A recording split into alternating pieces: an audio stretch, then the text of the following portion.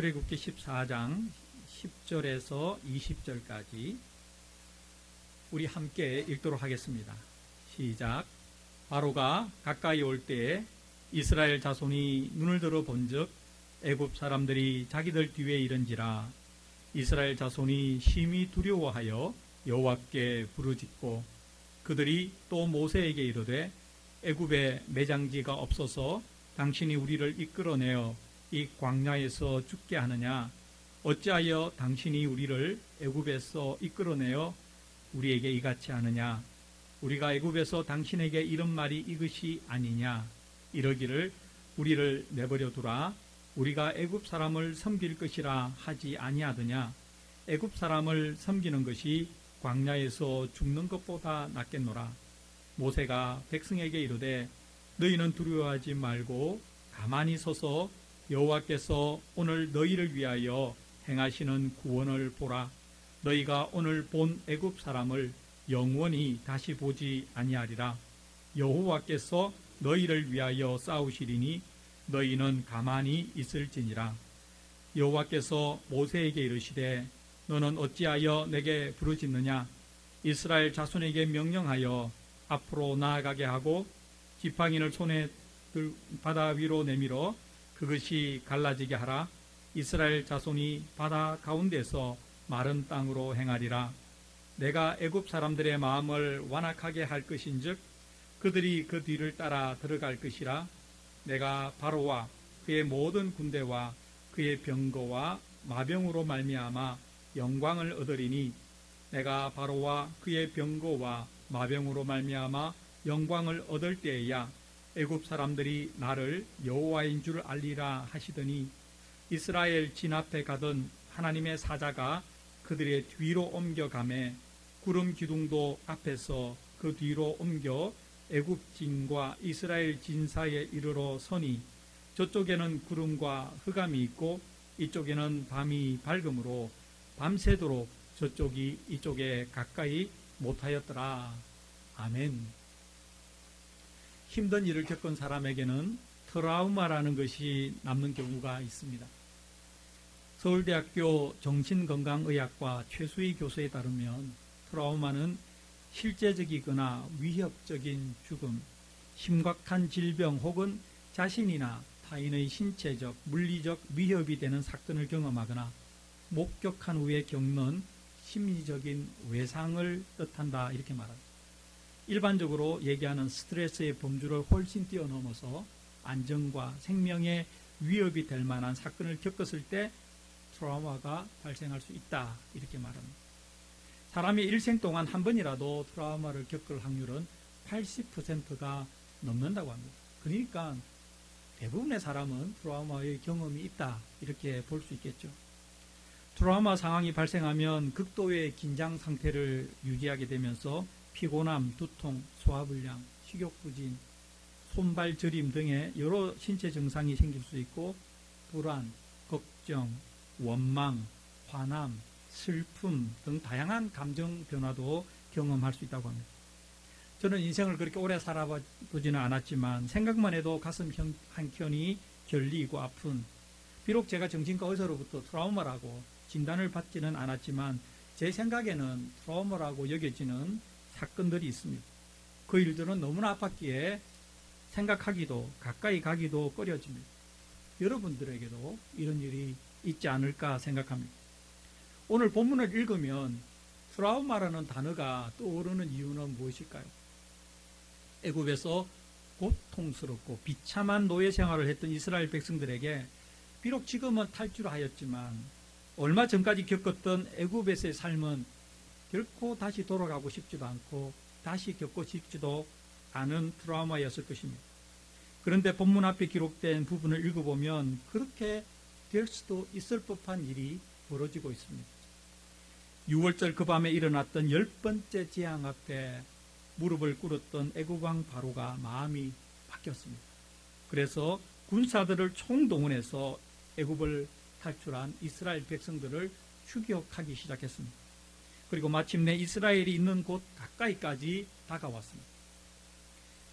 오늘 우리는 그때 이스라엘 사람들이 어떻게 반응했는지 또 이스라엘을 위해서 하나님께서 어떤 일을 하셨는지를 살펴보려고 합니다.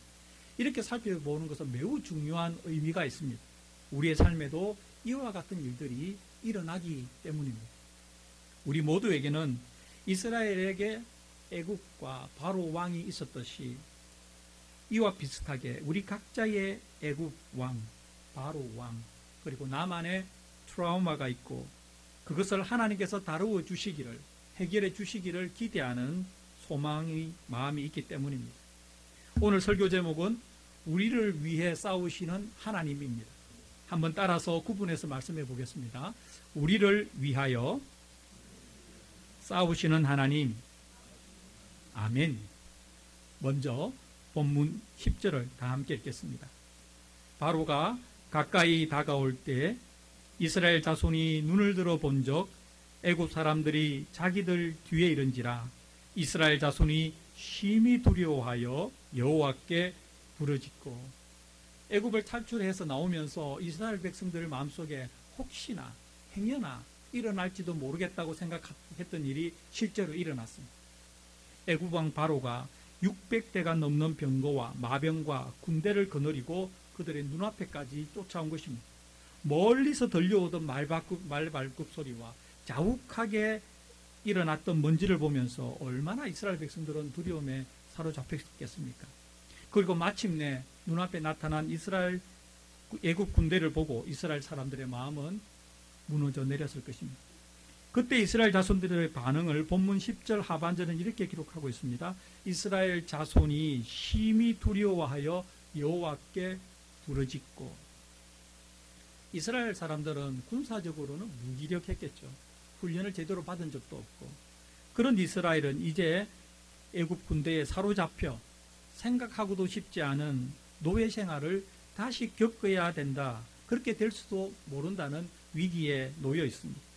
그들이 두려워하고 여호와 하나님께 부르짖는 것은 당연한 일입니다. 이어지는 본문 1절과 12절을 다 같이 읽겠습니다. 그들이 또 모세에게 이르되 애굽에 매장지가 없어서 당신이 우리를 이끌어내어 이 광야에서 죽게 하느냐? 어찌하여 당신이 우리를 애굽에서 이끌어내어 우리에게 이같이 하느냐? 우리가 애굽에서 당신에게 이런 말이 이것이 아니냐? 이러기를 우리를 내버려 두라. 우리가 애굽 사람을 섬길 것이라 하지 아니하더냐? 애굽 사람을 섬기는 것이 광야에서 죽는 것보다 낫겠노라. 방금 읽은 본문에서 우리는 이스라엘 백성들이 그 마음이 두려움에서 원망으로 변하는 것을 보게 됩니다. 애굽 왕 바로와 그의 군대로 인한 그들의 두려움이 모세를 향한 원망으로 바뀌고 있습니다. 두려움과 분노에 휩싸인 사람은 분별력을 상실합니다. 이스라엘을 구원하고자 살려내고자 애쓰는 모세를 자신들을 죽게 만드는 사람으로 몰아붙입니다. 그래서 11절에서 모세에게 이렇게 말하지 않습니까?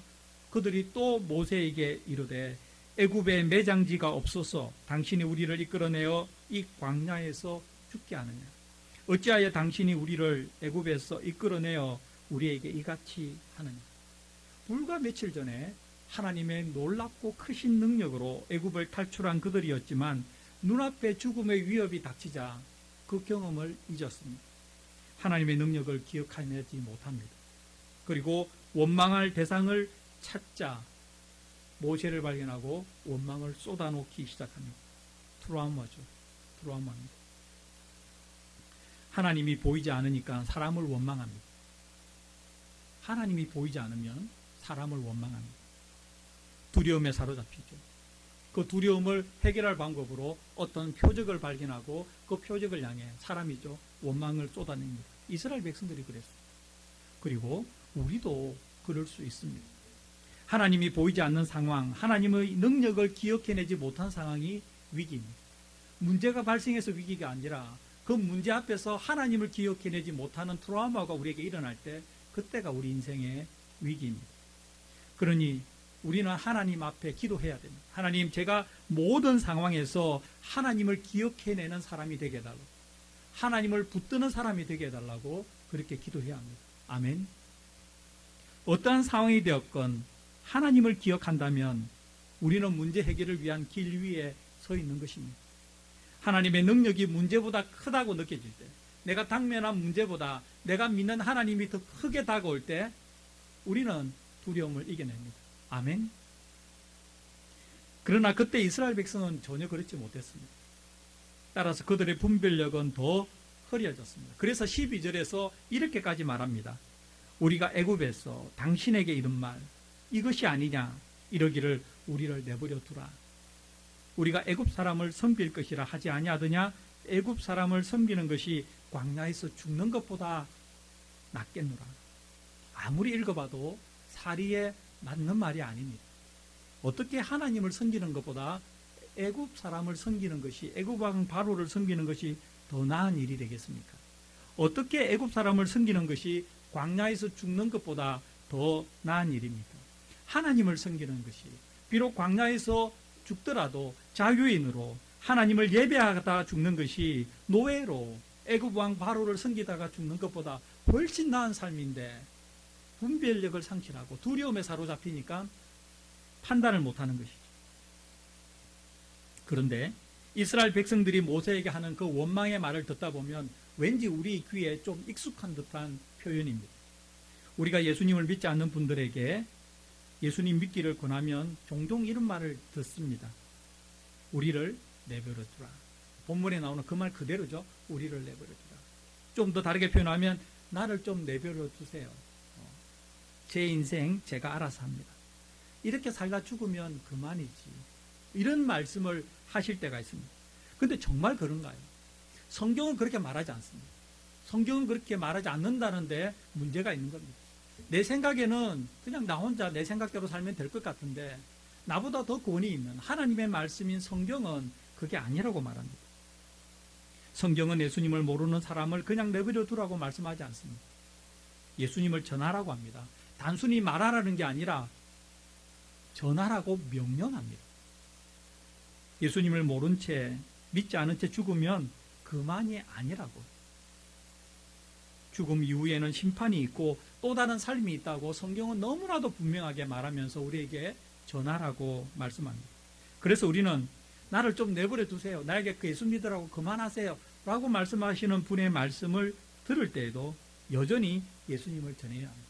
물론 여기에는 약간의 지혜가 필요하죠. 듣기 싫다는데 계속 찾아가가지고 성가시게 하는 것보다는 그때는 조금 멈춥니다. 그리고 또 기도하다가 또 마음의 감동이 되면 좋게 해야 됩니다. 좋게 싸우거나 다투거나 이렇게 해서는 안 됩니다.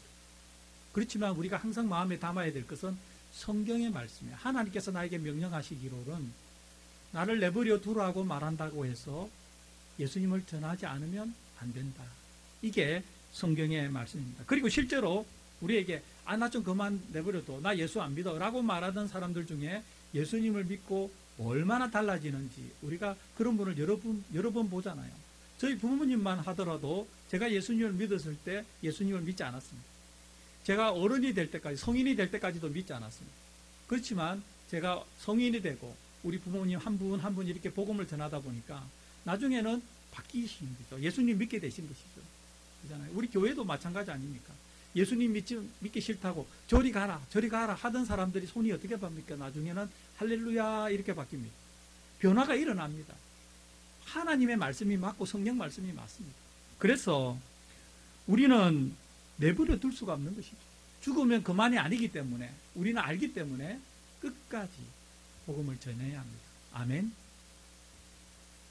예수님을 믿는 것이 하나님을 섬기며 살아가는 삶이 그렇지 않는 삶과 그렇지 않게 살다가 죽는 것과는 비교할 수 없는 축복이라는 것을 우리는 깨달았으면 그것을 그대로 전해야 합니다.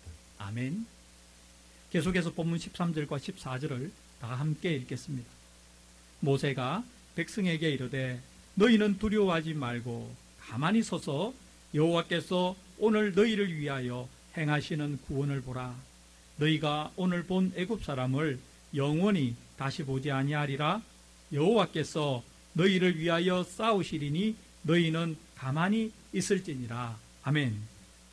두려워 떨고 있는, 그래서 분별력을 상실하고 모세를 향해 원망을 쏟아놓는 이스라엘 백성을 향해서 모세는 본문 13절에서 이렇게 말합니다. 너희는 두려워하지 마라. 두려워하지 마라. 두려워할 것이 아니다. 가만히 서서 여호와 하나님께서 오늘 너희를 위하여 행하시는 구원을 보라. 이것을 다른 말로 표현하면 이거 아닙니까? 너희들이 두려워서 하나님이 어떤 분이신지를 벌써 잊어먹었느냐. 불과 얼마 전에 하나님께서 6월절 그 밤에 행하신 놀라운 일을 기억해내지 못하느냐. 그렇다면 다시 한번 하나님께서 오늘 행하시는 놀라운 일을 보도록 해라. 하나님께서 베푸시는 구원을 경험할 것이다. 아멘. 오늘 살아가는 우리에게도 이와 같은 모세의 음성이 필요합니다. 어떤 상황 앞에서 두려워하는 우리는 참 많이 두려워하잖아요. 두려워할 일이 얼마나 많습니까? 건강한 것 같다가도 어느 한순간에 건강이 무너진다는 이야기를 의사로부터 병에 대한 확진을 받으면 우리 마음은 그냥 흔들리잖아요. 그렇잖아요. 재산이 조금 모였다고 싶었는데 좀 이렇게 되면 안정적으로 살 것 같았는데 그렇게 안 되는 상황이 또 일어나면 또 흔들리잖아요. 화목했다고 생각했던 가정인데 가족 간에 갈등이 일어나면 또 속절없이 불안해하는 게 우리 아닙니까? 우리에게는 오늘도 모세의 음성과 동일한 음성이 필요합니다. 어떠한 상황 앞에서도 두려워하지 않도록 내가 너희와 함께한다. 하나님께서 행하시는 구원을 보라고 말씀하시는 성경의 말씀, 모세의 음성이 여러분과 저에게는 모두 필요합니다. 그러니 어떻게 해야 이 음성을 듣습니까? 성경을 읽어야 합니다. 기도해야 됩니다. 그 방법밖에 없습니다. 성경을 읽다 보면 반드시 하나님께서는 내 상황에 딱 맞는 말씀을 허락하시고 기도를 하다 보면 또 하나님께서 내가 생각하지도 못했던 해결책도 주시고 상황이 변화가 일어나고 나에게 음성으로 응답하시는 것 우리가 경험합니다. 특히 두려울 때, 힘들 때, 어떻게 해야 될지 모를 때 그동안에 내 삶에 임했던 하나님의 손길을 빠른 속도로 빠른 시간 내에 회복하도록 기억하도록 하나님 도와주시옵소서. 이런 기도를 해야 합니다. 하나님께서 다시 한번 이전에 행하셨던 하나님 이번에도 다시 한번 저를 위해 일하여 주시옵소서. 하나님의 손길이 나를 건져 주시옵소서. 이렇게 기도하는 우리가 되기를 바랍니다. 아멘. 본문 15절과 16절을 다 같이 읽겠습니다. 여호와께서 모세에게 이르시되 너는 어찌하여 내게 부르짖느냐. 이스라엘 자손에게 명령하여 앞으로 나아가게 하고 지팡이를 들고 손을 바다 위로 내밀어 그것이 갈라지게 하라. 이스라엘 자손이 바다 가운데서 마른 땅으로 행하리라. 놀라운 일을 지금 말씀하시는 것이죠. 모세의 하나님에 대한 신뢰, 믿음의 선포에 있어서 이제 하나님께서 일하실 시간입니다. 우리가 기도해야 될 시간이 있고요. 하나님께서 일하시는 것을 목격해야 될 시간이 있어요. 그런데 기도해야 목격의 시간이 다가오는 것입니다. 하나님은 모세에게 이렇게 말씀하시죠. 이스라엘 자손에게 명하라. 앞으로 계속 나아가라. 두려워서 분별력을 상실하고 원망하지 말고 앞으로 나아가라. 이렇게 명령하라고 합니다. 그리고 너는 지팡이를 들고 손을 바다 위로 내밀어 홍해가 갈라지도록 하라고 명령하십니다. 하나님의 뜻은, 이스라엘 백성을 향한 하나님의 뜻은 애굽의 군대의 발굽 아래에서 쓰러져서 죽음을 당하는 것이 아니었습니다. 홍해 앞에서 두려움에 사로잡혀 울부짖는 것, 원망하는 것이 아니었습니다. 그리고 이스라엘이 사로잡혀서 애굽으로 다시 노예로 돌아가는 것, 그것은 하나님의 뜻이 아니었습니다. 하나님의 뜻은 홍해 바다를, 사람은 생각할 수도 없던 이 홍해 바다를 마른 땅처럼 밟고 지나서 약속의 땅 가나안을 향해서 계속하는 것이고, 그곳에서 하나님을 경외하며 하나님께 영광을 돌리는 믿음의 공동체를 세우는 것이었습니다. 우리를 향한 하나님의 뜻도 마찬가지입니다. 여러분들과 제가 현실의 무게 앞에서, 문제 앞에서 넘어지고 주저하고 좌절하고 절망하는 것, 그것은 하나님의 뜻이 아닙니다. 하나님의 뜻은 우리가 하나님의 능력으로 우리 앞에 가로놓이는 홍해를 마른 땅처럼 지나가는 것입니다. 하나님의 뜻은 우리의 모든 상황을 통해, 우리의 삶을 통해서 역사하시는 하나님의 손길, 하나님의 능력을 경험하고 그것을 드러내는 것입니다. 그것을 통해 하나님의 영광을 드러내는 것, 이것이 우리를 향한 하나님의 뜻입니다. 아멘. 그러니 우리를 향한 하나님의 마음에 대한 확신, 하나님의 뜻에 대한 확신을 가지고 나아가는 여러분과 제가 되어야 합니다. 우리를 향한 하나님의 사랑, 그 사랑으로 우리를 또 구원하시고 우리를 보호하시고 인도하는 손길을 이번에 당한 어려움과 이번에 당한 내 마음의 괴로움 속에서도 나는 또다시 경험하게 될 것이라는 확신을 가지고 앞으로 나아가기를 바랍니다. 아멘. 계속해서 본문 17절, 18절을 다 함께 읽겠습니다. 내가 애굽 사람들의 마음을 완악하게 할 것인즉 그들이 그 뒤를 따라 들어갈 것이라. 내가 바로와 그의 모든 군대와 그의 병거와 마병으로 말미암아 영광을 얻으리니 내가 바로와 그의 병거와 마병으로 말미암아 영광을 얻을 때에야 애굽 사람들이 나를 여호와인 줄 알리라 하시더니. 아멘. 하나님께서는 이스라엘 위해서 싸우셨습니다. 왜 싸우셨을까요? 이스라엘을 구원하는 거 당연하죠. 그 뒤가 있습니다. 하나님의 영광을 위해서. 하나님의 영광을 위해서 일을 하셨습니다. 우리가 간절히 기도하면 하나님께서 우리의 기도를 들어주시죠. 왜 들어주십니까? 우리의 기도에 간절한 소원을 응답해 주시기 위해서 들어주시는 거 맞죠? 근데 그것이 다가 아닙니다. 그 뒤가 있습니다. 그 일을 통해서 하나님이 누구신지 우리에게 보여주시는 것이죠. 우리를 보는 사람들이 우리를 통해서 저 사람이 믿는 하나님은 저런 분이구나 라는 것을 통해서 하나님께서 영광을 받기 위해서 우리의 기도를 응답해 주시는 것이죠. 우리는 얼마나 하나님의 응답을 자주 잊어먹는지 모릅니다. 우리만 그런 게 아니고요. 오늘 본문에 나타난 이스라엘 백성들 불과 며칠 전에 하나님께서 얼마나 큰 기적을 베풀어 주셨습니까? 그런데 그때는 하나님께서 해주셨다고 박수치고 찬양하다가 몇 날이 못 되어 목숨에 어려움을 당하자, 위협을 당하자 까마득히 잊어버리는 것이 트라우마로 빠져들어가는 것이죠. 그러나 하나님께서는 그럼에도 불구하고 이스라엘을 구원해 주셨고 이스라엘을 돌보아 주셨습니다. 그런데요, 우리가 오늘 기억해야 될 것은 그 당시 모세와 함께 있던 이스라엘 백성들을 바라보는 하나님의 눈길, 그 눈길과 오늘을 살아가는 예수 그리스도를 믿는 우리를 바라보는 눈길은 똑같다는 거죠. 이게 놀라운 것입니다. 성경은 우리가 하나님의 자손이라고, 아브라함의 자손이라고 말합니다. 예수님을 믿는 사람은 누구나 아브라함의 영적인 후손이라고 말합니다. 아브라함의 후손이어야 유대인이듯이 영적인 아브라함의 후손인 우리가 영적인 이스라엘입니다. 하나님께서는 모세와 함께했던 생물학적 이스라엘을 사랑하시고 돌보아 주시고 그들을 위해서 싸우셨듯이 영적인 이스라엘인 우리를 위해서도 우리를 돌보시고 우리를 위해서 싸우시는 분입니다. 아멘. 그러니